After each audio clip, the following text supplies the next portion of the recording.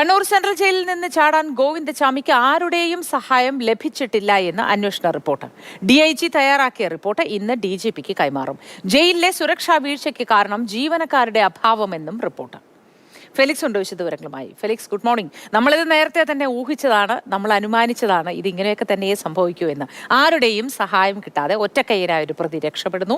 അത് ജീവനക്കാരുടെ അഭാവം കൊണ്ടാണ് ഇത്തരത്തിലൊരു സുരക്ഷാ വീഴ്ച ഉണ്ടായത് എന്ന്. അങ്ങനെയെങ്കിൽ ഈ ചട്ട ലംഘനങ്ങളൊക്കെ ഗോവിന്ദചാമിക്ക് അനുവദിച്ചു കൊടുത്തത് എങ്ങനെയാണ്? മുടിയും താടിയും വെട്ടാൻ പോലും ജയിലിൽ അവസരമില്ല, സൗകര്യമില്ല എന്നുണ്ടെങ്കിൽ അത് ജീവനക്കാരുടെ കുറവ് എന്നാണോ പറയേണ്ടത്? എന്താണ് റിപ്പോർട്ടിലുള്ളത് ഫെലിക്സ്?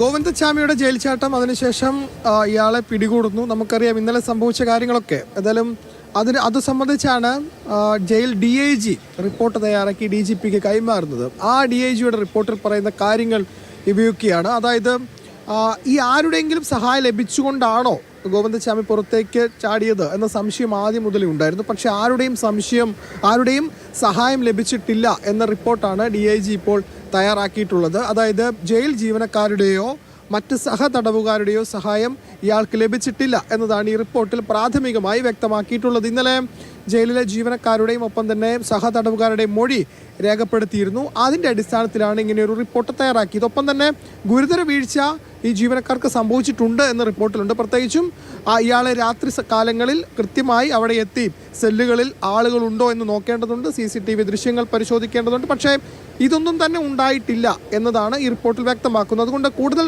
നടപടിക്ക് സാധ്യതയുണ്ട്. ഒപ്പം മറ്റൊരു പ്രധാനപ്പെട്ട കാര്യം ജീവനക്കാരുടെ കുറവാണ്.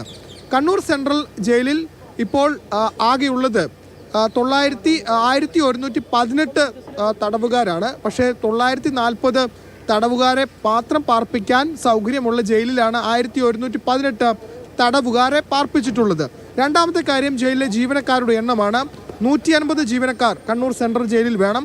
പക്ഷേ 106 ജീവനക്കാർ മാത്രമാണ് ഇപ്പോൾ നിലവിലുള്ളത്. അപ്പോൾ ജീവനക്കാരുടെ കുറവും ഈ ഒരു വീഴ്ചയ്ക്ക് കാരണമായി എന്നതാണ് ആ റിപ്പോർട്ടിൽ ഇപ്പോൾ വ്യക്തമാക്കിയിട്ടുള്ളത്. ഏതായാലും കണ്ണൂർ സെൻട്രൽ ജയിലിനുള്ളിൽ ഇപ്പോഴും ഗോവിന്ദചാമിയുണ്ട്. ഗോവിന്ദചാമി ഇവിടെ നിന്നും തൃശ്ശൂർ വിയ്യൂർ സെൻട്രൽ ജയിലിലേക്ക് മാറ്റാനാണ് ഇപ്പോഴത്തെ തീരുമാനം. അതിനുള്ള അല്പസമയത്തിനകം ഇവിടെ വാഹനം എത്തിയിട്ടുണ്ട്. അതായത് ഈ ഗോവിന്ദചാമിയെ ജയിൽ മാറ്റാനുള്ള ഉത്തരവുമായി ഇവിടെ പോലീസും ഒപ്പം തന്നെ വാഹനവും എത്തിയിട്ടുണ്ട്.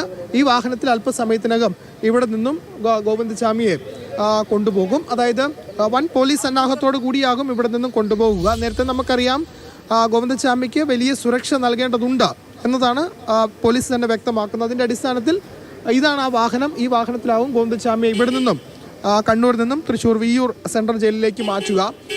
വൻ പോലീസ് സുരക്ഷ ഏതായാലും ഉറപ്പാക്കിയിട്ടുണ്ട്. വാഹനത്തിനുള്ളിലും പുറത്ത് എസ്കോർട്ടിംഗ് ആയിട്ടും പോലീസ് ഉണ്ടാകും. അല്പസമയത്തിനകം തന്നെ കണ്ണൂർ സെൻട്രൽ ജയിലിനുള്ളിൽ നിന്നും ഇവിടേക്ക് മാറ്റാനാണ് ഇപ്പോഴത്തെ, അതായത്